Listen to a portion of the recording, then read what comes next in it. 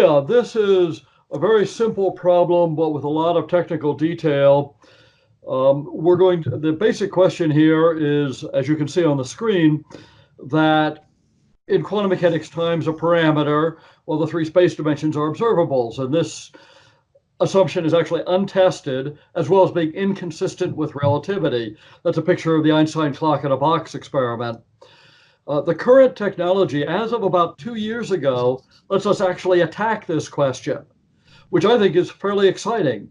We're going to do this with path integrals, which I hope everybody has at least heard of. I'll have a brief discussion of that. And we'll use that to say, well, these are exactly the effects we expect to see if we should apply quantum mechanics along the time dimension. And there are a lot of experiments, if this all checks out. And the one on the left is probably the strongest experiment, the single slit in time. I have a full technical discussion of this up on the archive. I gave an earlier version of this at the International Association for Relativistic Dynamics last year, and the paper was accepted for the conference proceedings. So I'm going to cover primarily the ideas and to leave the technical details to the paper as much as I can. So we'll start with a very familiar Mackowski diagram. We have here our old friends Alice and Bob. They're teammates. They're working on a quantum mechanical experiment. Alice is in the laboratory, and Bob, for excellent reason, is jetting around like a fusion-powered mosquito. He's at very high velocity.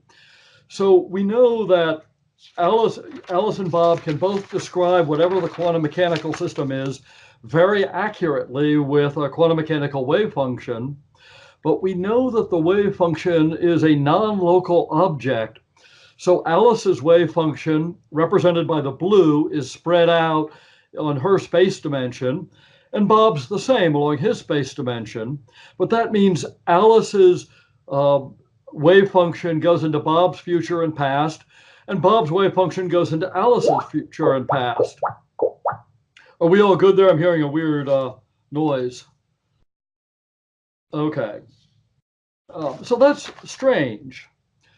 One way to address this question is simply to ask what happens if the wave function is extended in time on the same basis as it is in space. Just extrude the wave function in time, just as we would use the extrude operation on, say, an art program like Adobe Illustrator or whatnot. Extend the wave function in time. And then if we want to share wave functions between Alice and Bob, we just do a coordinate transformation. We could even use that old x4 equals ICT trick. And now we have the same wave function just seen from two different coordinates. It's no more difficult in principle than a three-dimensional rotation is. Okay, so that's the basic idea of this talk. We're going to extend the wave function in time and see what breaks. Now, in the early days of quantum mechanics, as in the Solvay conference in 1930, Einstein came up with an ingenious way to prove that quantum mechanics was inconsistent. He used his famous clock in a box experiment to show that he could violate the Heisenberg uncertainty principle in energy and time. So the idea is a very simple one. You have a box with a bunch of photons in it, a little camera shutter on the right. You open up the shutter for a minute fraction of a second. One photon escapes. You now know the uncertainty of the photon's escape in time exactly. And you can weigh the box and find out exactly what the energy is. So you have a well-defined uncertainty in time and an exact energy of the photon. And since the uncertainty in energy is zero, you just violated the Heisenberg uncertainty principle. If you guys want to interrupt with questions, please do so. I'm used to doing this in front of an audience, so it's a little unnerving to not hear anything. Okay, and Bohr was for a while baffled by this argument. He couldn't understand how to restore the Heisenberg uncertainty principle in time and energy. But then overnight, he was thinking about this. He had a very sleepless night, and he went through a series of extraordinary steps to actually measure the energy of the photon, we have to add a test weight to the box. And it will take us a little bit of time to sort that out as the box jiggles up and down. This is typical Bohr. He's looking at the specifics of the experimental setup to see where the problems are. If the box is jiggling up in time from the mass, that mass is contributing an uncertainty in the momentum of the box given by the g, the acceleration of gravity at that point, times the uncertainty in the mass, times the time it takes to do all this. The uncertainty in momentum leads to an uncertainty in position. But now if we have an uncertainty in position in the height, we remember that there's a redshift, which says that the ratio of that uncertainty in position to the time of the measurement is given by g times delta z. This implies that delta t is equal to that and greater than 1 over delta m, and we now have the uncertainty principle and energy restored. This is an extraordinary thing to come up with overnight. When they left the Solvay conference that evening, Einstein was smiling a bit and Bohr was nervous. The next day, when Bohr explained this, the smile was reversed. And after that, Einstein stopped direct attacks on the self-consistency of quantum mechanics and shifted to arguing that it was incomplete. But in the early days of quantum mechanics, it meant that energy and time were treated as on the same basis as momentum and space. So the founders of quantum mechanics, and this is true of Heisenberg as well, believe that time and space should be treated equally. In the subsequent 80 years since then, we've lost that simplicity. In Muga's wonderful collection, Time and Quantum Mechanics, there's an essay by Bush who says there is uncertainty in time and energy, but not on the same basis as for space. That's the way the field has developed. So that's the contradiction that we want to explore here to see what can we do about this? Which way should we handle time with respect to quantum mechanics? And we're going to use the principle of radical conservatism by Wheeler. We're going to say we don't know whether quantum mechanics should be applied in time, but we're just going to do it and see what breaks. We're going to essentially complete the square, treat space and time equivalently. Well, the first question we have is, does this make any sense at all? Are the effects so large we would have seen them already? Are the effects so small we can't possibly see them? Well, we have a little bit of good news here. I'm going to call the Bohr radius in time the time taken by light to cross an atom. It's also called the atomic unit of time. A trivial calculation shows that this is a very small number, about 0.2 attoseconds. 1 attosecond is to a second, as a second is to the age of the universe, so that's extremely small. We're creeping up on these times. Lindner's well-known double-slit in time experiment in 2005 looked at time resolutions of the order of 500 attoseconds. Still pretty big, but thinking about interference in time, moving in the direction we need to go. But 2 years ago, Osiander and a large team wrote a paper called Attosecond Correlation Dynamics, where their time resolution was down to 0.04 attoseconds, which is now smaller than the time resolution we need. This explains two things. One, we wouldn't have seen this before because these times are so small. And two, we can see them now. They're at the edge of the detectable. So we can address this question experimentally. Okay, but it's clear from all this that the experiments are going to be very hard to do. And we don't want to go to an experimentalist and say, look, you're going to have to do a lot of hard work. It's going to be very difficult. And then you're going to show there's no quantum mechanics, no extension of the wave function at this time level. But then we could come back as a theorist and say, well, maybe at the smaller time level, we could shift the goalposts.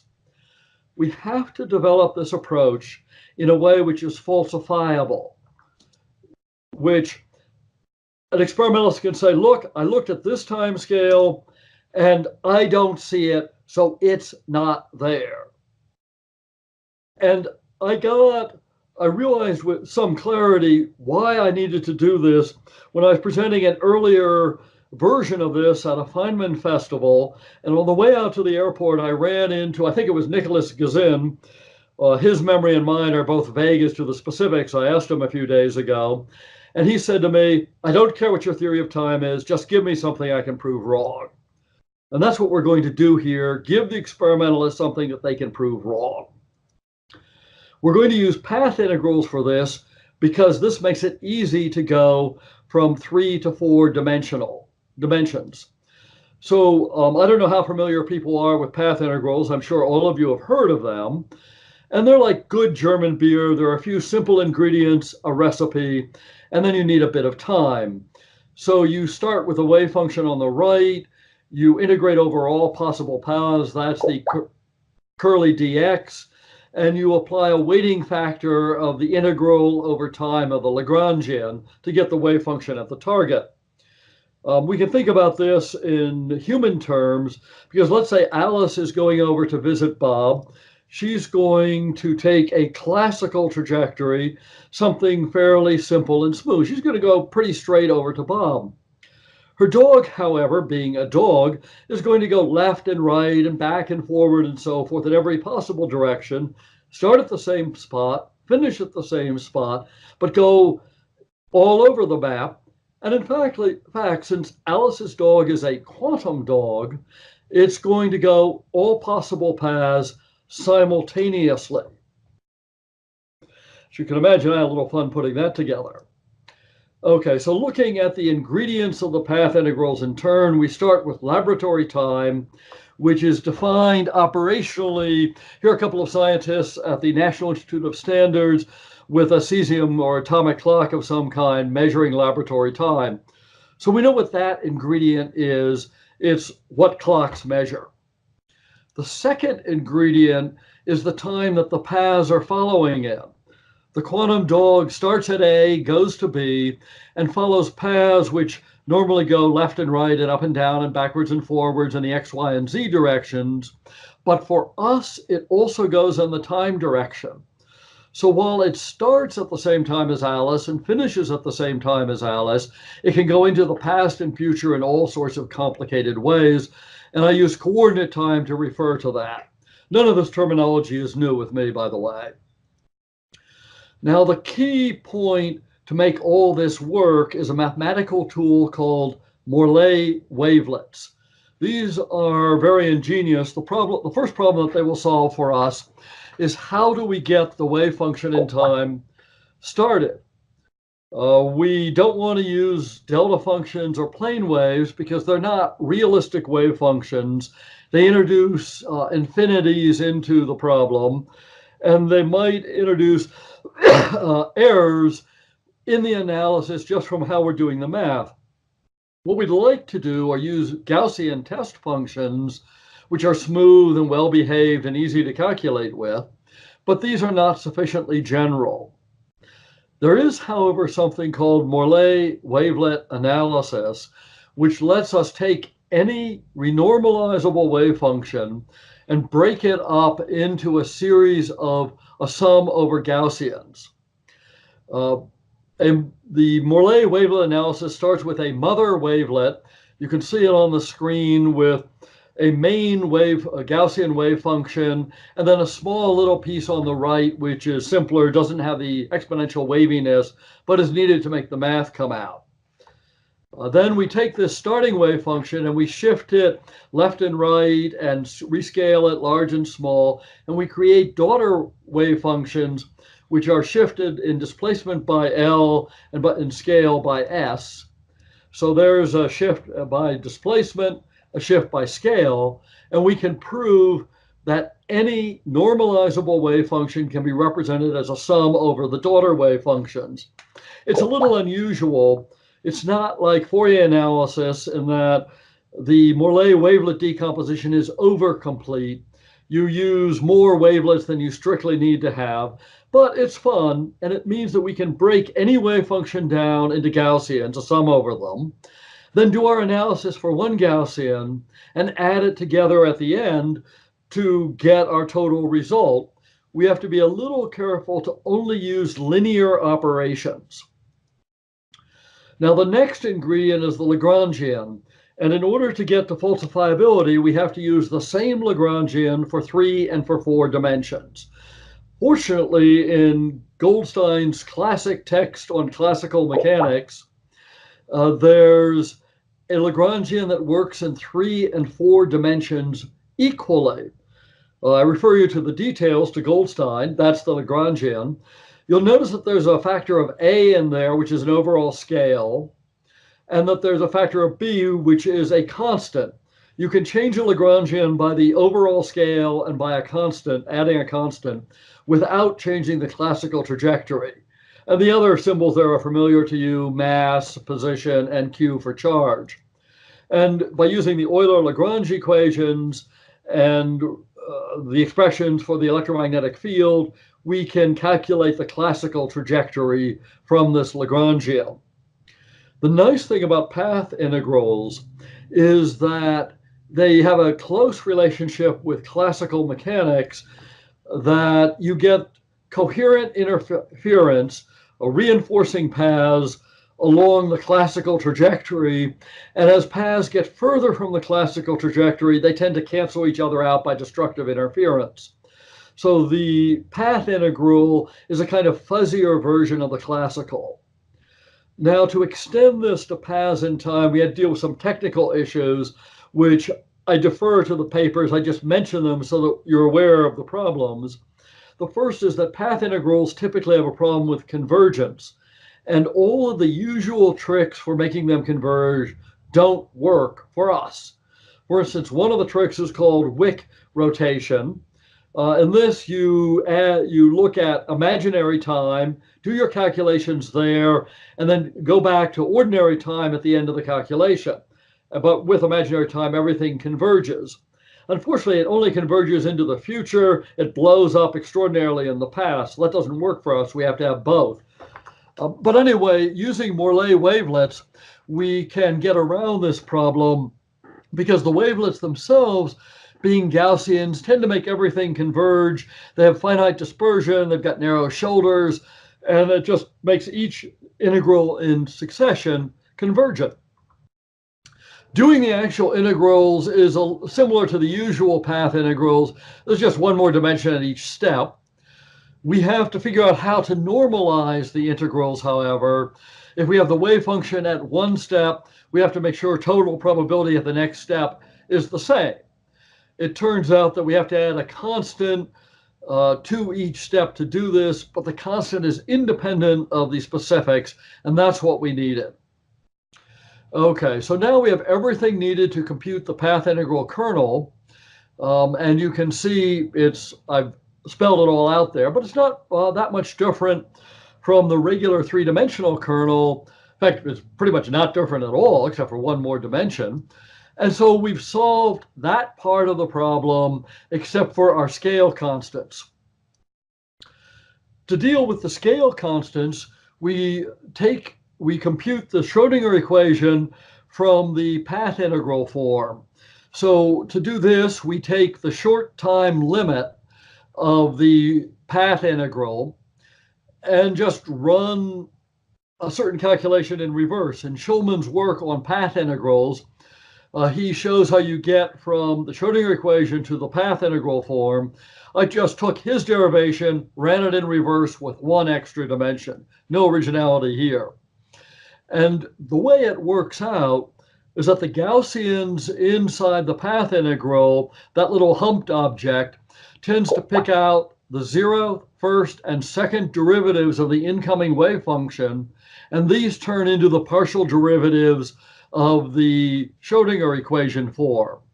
So there's a natural back and forth between the two. So now we have the Schrodinger equation in 4 dimensions. We see on the left the change in time of the wave function with respect to clock time, and on the right, something which is essentially the Klein-Gordon equation with the minimal substitution and 2 scale factors we have to deal with. To define the 2 scale factors, we'll use something I call the long-slow approximation. It's an idea I got from Tanner's work on time and quantum mechanics. We'll guess that the overall rate of change of the wave function with clock time is about 0. Therefore, on the right, we have just the Klein-Gordon equation. That tells us that a squared, for the free case, that tells us that a squared times b is 1. Then we put in an arbitrary potential. That tells us that a is 1 and b is 1. That's not chance. I set up a and b in the initial Lagrangian to make this happen. There's been a bit of cheating here. It happens. So now we have the Schrodinger equation with the scales well defined. Was that assumption about the variation of the wave function with clock time being small justified? How long, how slow? Well, the frequency which we get out of this is roughly e squared minus p squared minus m squared over 2m. That's the order of magnitude. At non-relativistic situations, E is about m plus the kinetic energy. Putting that back into the numerator, we get the kinetic energy squared. The denominator is the mass of the electron squared. The ratio between the two is 10 to the minus 6, or picoseconds. That means that provided we're looking at times much less than picoseconds, and nanoseconds are much, much less, the long, slow approximation is valid. So we have our Schrodinger equation in time, restating this, where the term on the left is very slowly varying. The term on the right is basically roughly the usual Klein-Gordon equation. This is not new. Feynman and earlier Stuckelberg around 1950 came up with very similar equations, slightly different definitions for clock time and so forth. And there's been a long tradition following up on this, which is called now the relativistic dynamics tradition. And like Land and Horowitz actually had a variation of this equation, which is related to the one here by a simple gauge transformation. So the equation here is part of a long tradition, and that's why I was speaking on it at the IARD conference, at being centered on that. We can also go in other directions, starting with this equation. We've seen the Klein-Gordon equation by making the following simple transformation, factoring the wave function out into an overall time part and a familiar space part. We can get the familiar non-relativistic Schrodinger equation plus a term which is quite small, just as the long-slow approximation, for the same reason the long-slow approximation works. So we can go a lot of directions with this. The first thing we're going to do with this, or really the important thing, is to compute the birth, life, and death of a particle. The first thing to do is see how we create a particle, then how it evolves over time, and then how we detect it. To create it, we want to do so in a way which is easy to falsify. So rather than getting deep into the details of the equation, we will estimate the wave function using the method of Lagrange multipliers. We have three constants to work with. Overall probability must be 1, average energy from the momentum, and dispersion of the energy from the square of the momentum. With this, we can estimate the probability density, and we get a nice bell-shaped curve for the probability density in energy, therefore the probability density in time. And from the probability density, we can get the wave function up to an irrelevant phase factor. Once again, we are going the wrong way. That's characteristic of this analysis. We're going from probability density to wave function, not from wave function to probability density. Now we have to look at how the wave function evolves in clock time. We take a look at just one space dimension and our Schrodinger equation. I have the time parts in red. We ignore the mass term because it's constant, not interesting. We look at the space term, easy to solve. That's our starting Gaussian, the phi 0, and the Gaussian at any later time tau is a slowly dispersed, spreading out Gaussian. We can compute the same, do the same calculation in the time part, and all we get is the same function with the complex, with I flipped to minus I, with x turned into t and p into e. And you can either do this calculation honestly, or you can just cheat and turn all your x's and p's into t's and e's and complex conjugate the i's. It's very similar to the kind of transformations you do for the CPT theorem. Okay, now we come to the tricky part, death of the particle or detection of it, where we have to think a little bit more about what it means to have time and quantum mechanics working together. We start with the usual definition of a space measurement.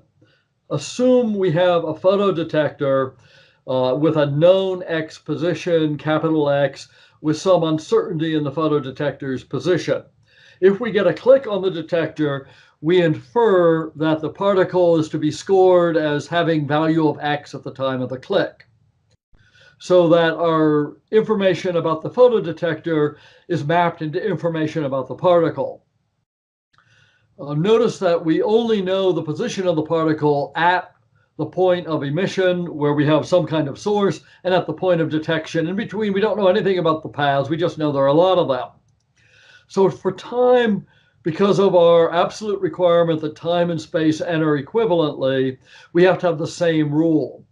We have a photodetector. Now we're measuring the time with one of those atomic clocks I mentioned earlier.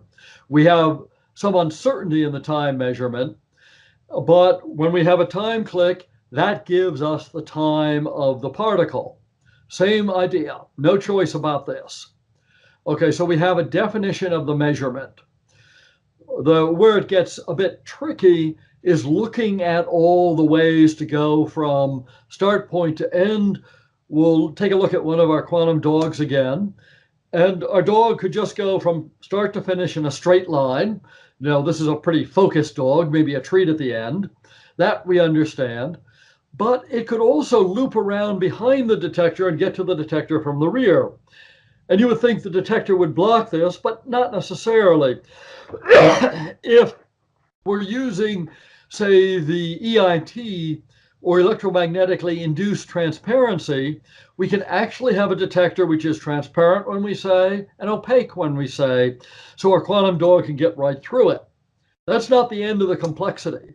Because we have time on the same basis as space, our dog can go into the future, sneak around past the detector, and get in that way. And it can just circle around the detector the way dogs do in very complicated paths. And in fact, people are starting to look at complicated paths for things like the double slit experiment and so forth. But to first approximation, that initial straight path is all we have to worry about here.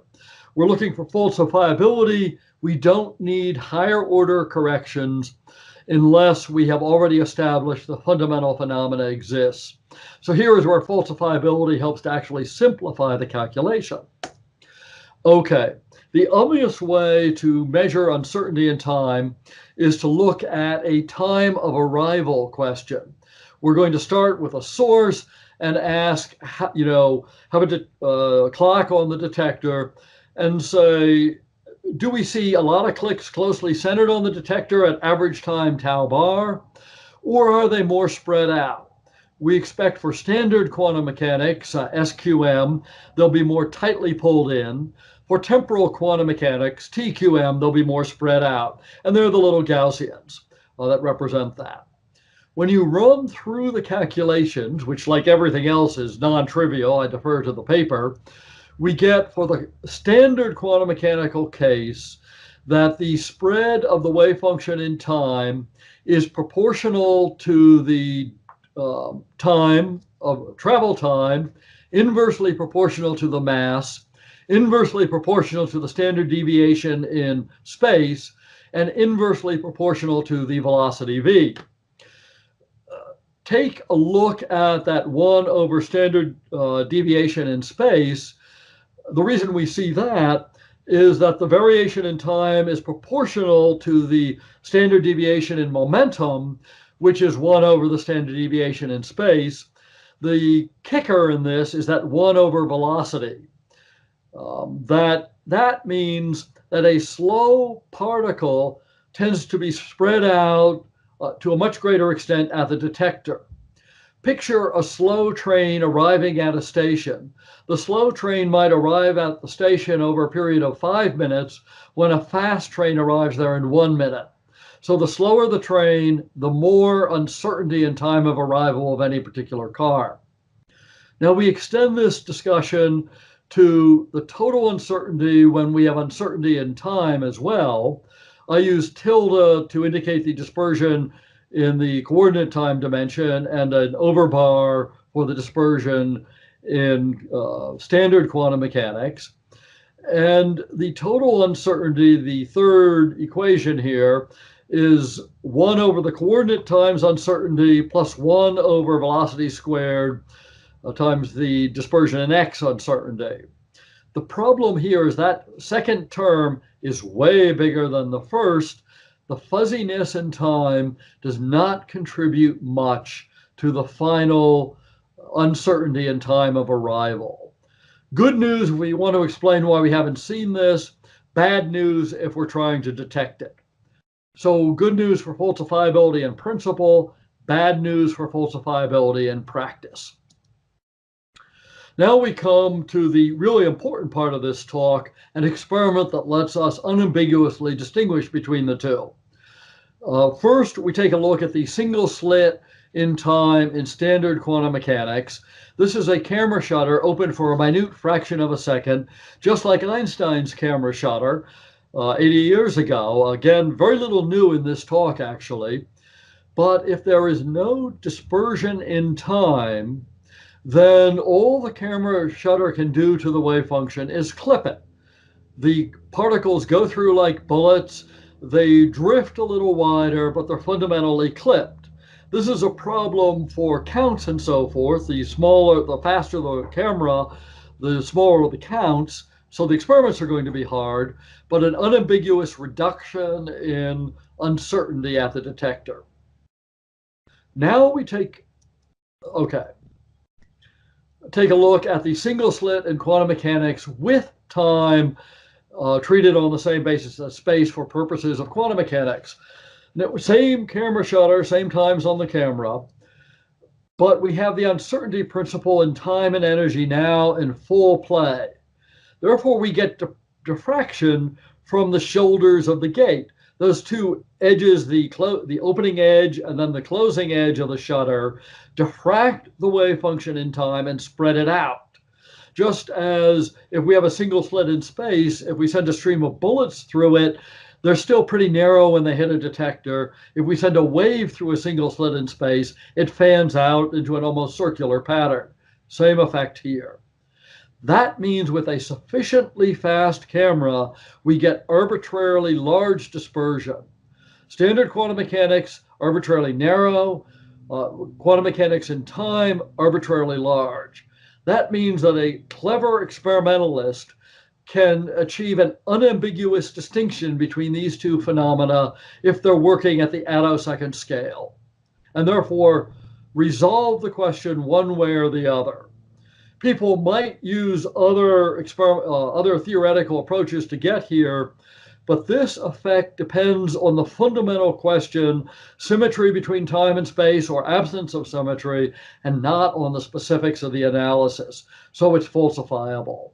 So this is essentially the most important slide in this talk. You get this, you get the whole thing. That's why I put it up on the opening slide. So we've got the falsifiability. There are some follow-on questions here, which I'll just discuss very briefly. But one of the problems in this world, there are two problems in this world. One is to not have friends. The other is to have friends. One of my old friends from college and graduate school, Dr. Libby, pointed out, that my analysis was incomplete, that I need to look at high energies, which means multiple particles, and also that if I have an additional dimension in the loop integrals, it might not be renormalizable. And then there are a lot of interesting effects. That's a picture of CERN, of course.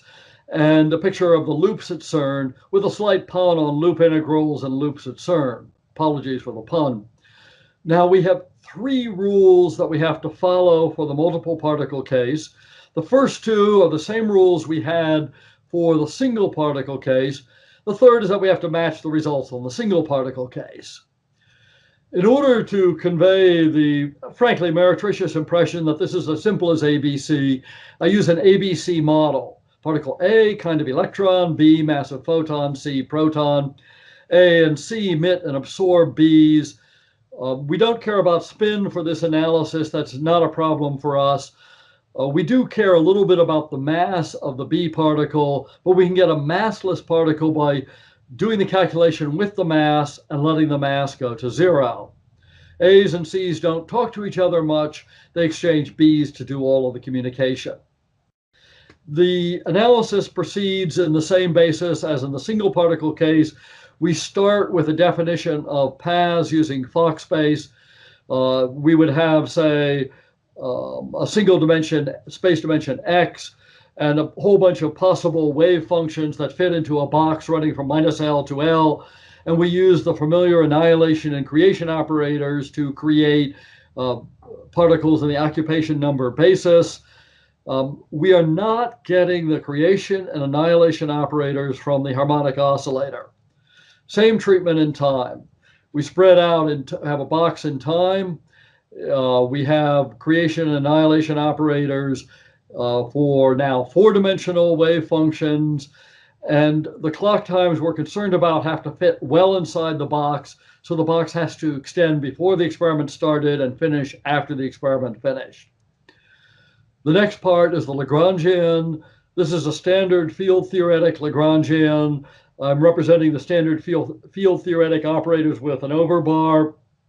I use the overbar as a kind of propaganda to indicate that the standard quantum mechanical results are a kind of average of the results with time.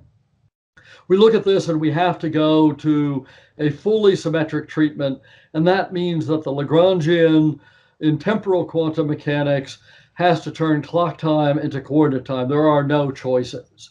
That's good. We like no choices. But the Lagrangian has to be integrated in some way to form the action.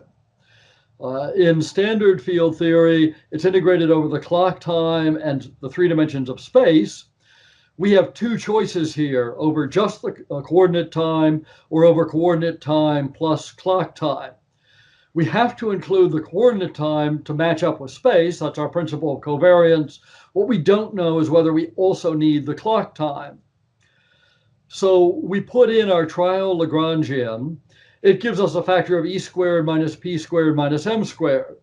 But we know from the single particle case, we should be looking for a free particle, an action that looks like E squared minus P squared minus M squared over 2M.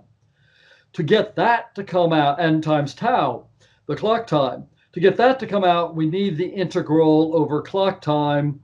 We get that from the 1 over m from dimensional arguments. Only the factor of 2 is free. It might be like square root of 7 or something strange like that.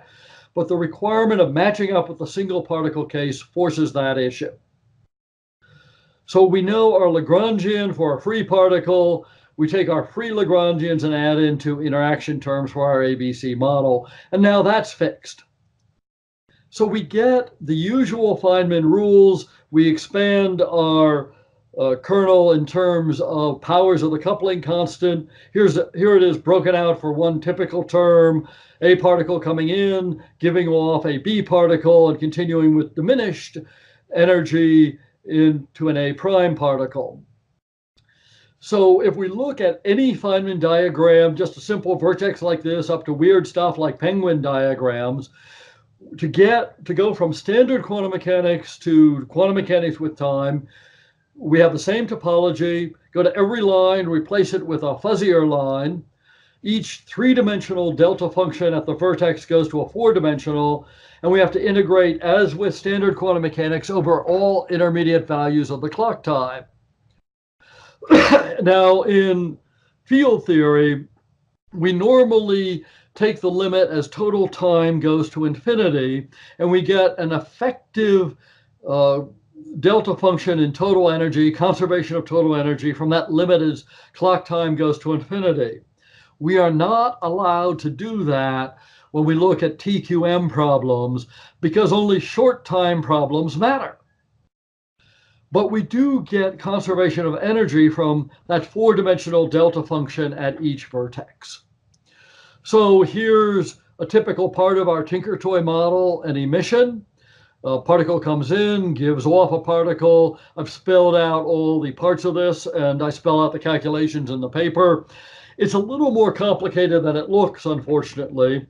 That initial particle is not a plane wave, it's a Gaussian. So it's characterized by not only the four values of the initial vector, as in standard field theory, but by a matrix, a 4x4 matrix describing its dispersion. So the objects here are much more complicated from a calculational point of view, not much more from a conceptual point of view. Here's an absorption, A particle coming in, B particle colliding with it. Same kind of problems, now lots of free parameters or to look at in the opening two particles. We can approximate particles which are Gaussians by expanding our path integrals around the classical trajectories, which helps a bit. And here is the piece de resistance and exchange calculation. And so that's that. But we come now to the final question of this, the loop integral calculation, because we've now established that we can do all the regular calculations, but we haven't established that the loops converge. We get the same kind of chart in TQM as in SQM. This is a particle coming in, giving off a B particle and reabsorbing a little bit later. And we do the calculation for the part from T1 to T2. It's straightforward. It comes back as looks very much like the kernel for a single slightly heavier particle plus a 1 over delta tau squared expression, which is perfectly tractable. But to do the calculation fully, we then have to look at a calculation across all possible durations of this, including the very short times when T2 is not much greater than T1, where we have that singular factor. To add together a whole bunch of these calculations, we will use Fourier transforms. So we can use the Fourier transform of this loop to do the convolutions and to do, if we like, an infinite series of them. In the TQM case, the Fourier transform of this loop is finite. It's well defined. We have to do a slightly formal approach, but it's well defined. And in fact, I did it in Mathematica, so I could just look it up. So you're going, wait a moment, didn't you like cheat a little bit? Sorry, got a little ahead of myself on that. How are the integrals finite in TQM when they're infinite in SQM? It's precisely the introduction of the time variable that's doing this. Our initial wave function is a Gaussian. It has shoulders and a finite dispersion. It's entangled in time with each subsequent Gaussian. So as we do the slice integral slice by slice, the initial finite character of the Gaussian is passed along to each subsequent Gaussian, making the whole thing finite. The loop, polynomial factors in the loop, which normally kill us, can't compete with a Gaussian integration factor. We need both the initial dispersion in time and the entanglement in time for this effect to work. So instead of the loops in TQM being more infinite, they're actually well behaved. So that's an advantage. And we are now at the final slide of the talk. And since time is strange and quantum mechanics is strange, I use as a reference a book on how to think about strange or weird things. These two philosophers give us 5 criteria. It has to be consistent with what we know. Well, the effects we're going to see are atomic unit of time, so they're small. We wouldn't have seen them by accident. It has to be falsifiable, but using covariance and the long-slow approximation gives us no free parameters. The initial estimate is robust. Entropic estimates are, and the analysis of detection is fixed. Has to be simple. Our approach here is fully convariant, no ultraviolet divergences, and a simple transition from single to multiple, which you don't always get in field theory. The scope should be as wide as possible. This approach covers every experimental situation for objects that are transient in time, turn on and turn off rapidly. Averaging in time kills it, but short time intervals are what we're looking for. So we have dispersion in time, we have the Heisenberg uncertainty principle, delta E, delta T, we have interference, correlation, and entanglement in time, shadowing in time. If the detector eats a particle at one instant, those paths are not available at the next. Anticipation and regret, that our wave functions are spread in time, so see things early and late. Anti-symmetry in time. If a boson is anti-symmetric in time, then it has to be anti-symmetric in space. So we could have bosons that appear to be anti-symmetric in space because the anti-symmetry in time is making that possible, loop corrections, and fruitful. Many interesting experiments, chances to push the technology, and no null experiments, the note I want to finish on. Our analysis here was based on a straightforward combination of special relativity and quantum mechanics, so that if we show there's no dispersion in time, we're going to have very interesting implications for either special relativity or quantum mechanics or both. Thank you. Okay, I'm done. Yes, thank you, John. Great lecture. Thank you very much. Let us wait for everyone to come back. Yes, that was actually, I followed through the whole thing. I have a question. This is Tony, by the way. I'm sorry, I don't mean to interrupt. On your loop slide, that was, I think it was 3 slides before the end. Yeah. You mentioned that when you introduced the time variable, Gaussian begets Gaussian into infinitum. But I think I heard you say it becomes finite at that point. Did you mean finite or infinite? I mean, the standard loop calculation is infinite. And the detailed loop calculation with TQM is finite. Okay. Yeah, it's really very striking. I was expecting the opposite result until I got into the calculations in detail. Yeah, because the term when you say Gaussian links to another Gaussian and it keeps going on to infinitum. I might have said, yeah, that's confusing. I apologize. Okay. Yeah, that was my not being clear in the way I spoke. Okay, that makes more sense. I'm sorry. Okay, thank you. Just one comment, guys. Could you please turn on your cameras, because then we can see everybody all together. I haven't been able to reboot my computer to try. I was listening to the debate. This is Stephen here.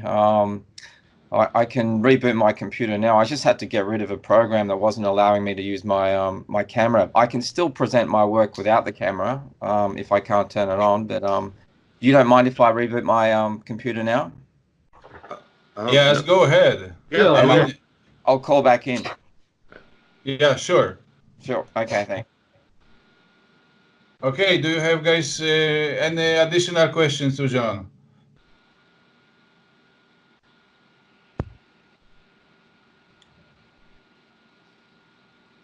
I think the last slide was very interesting, and John assumption that his lecture was simple was very special way to think about that the things must be simple.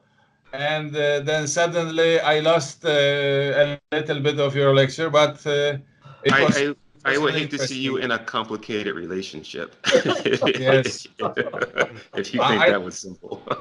Yeah, I would need 1 year to read, and then maybe. And if we could find a way for me to be able to see you guys on the screen, because I do a lot of popular talks, and I could have judged from your expression that maybe a little repetition or slowing down would have helped. My apologies. No, that's the quantum mechanics, not us. And there is that, the paper is long, and I will admit that. And it took me a long time to work out all the side questions. So what you have seen may not be as simple as it might be, but it's way simpler than the alternative. Be appropriately grateful. Yeah. All right. Okay. Anyone Any additional questions?